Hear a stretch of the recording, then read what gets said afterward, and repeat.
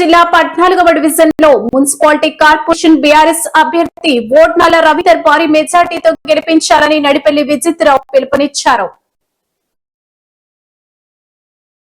14వ division Ravinder గారు ఇక్కడ BRS party అభ్యర్థిగా పోటీ చేస్తున్నారు.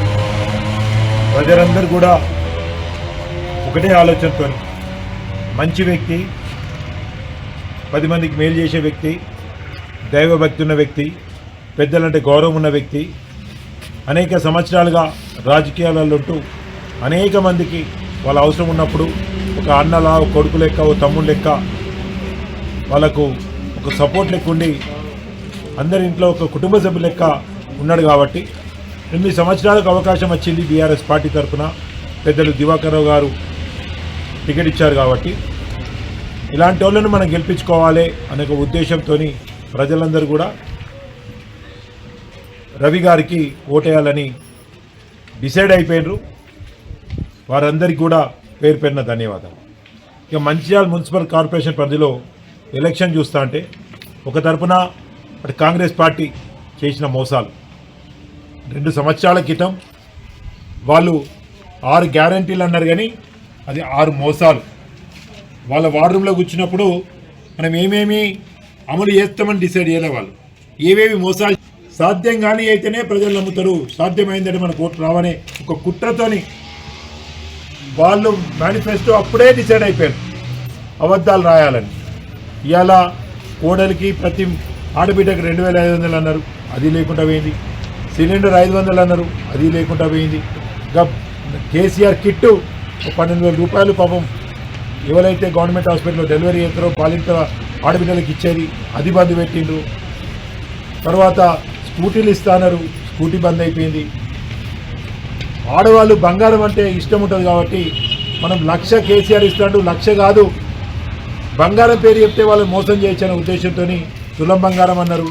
ఇప్పుడేమో బంగారం రేటు పెరిగిందంటారు.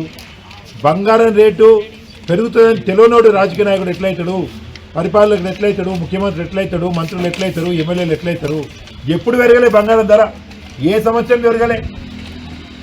ప్రతిరోజు, ప్రతి నెల, ప్రతి సంవత్సరం పెరుగుతూనే ఉంటుంది బంగారం ధర.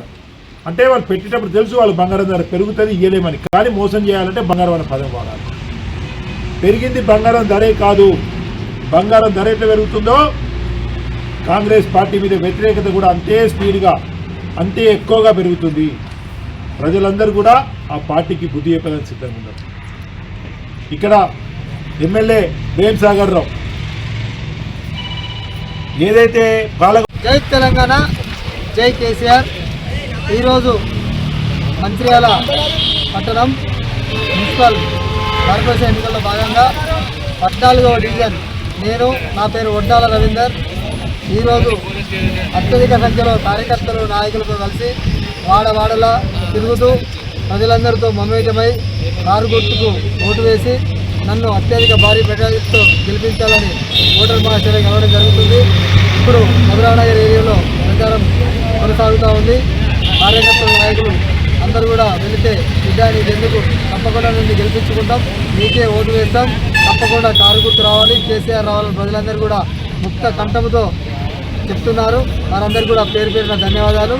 కారు గుర్తు ఈ 14వ డివిజన్లో అత్యధిక భారీ మెజార్టీతో గెలుస్తుందన్న పూర్తి విశ్వాసం, నమ్మకం నాకుంది.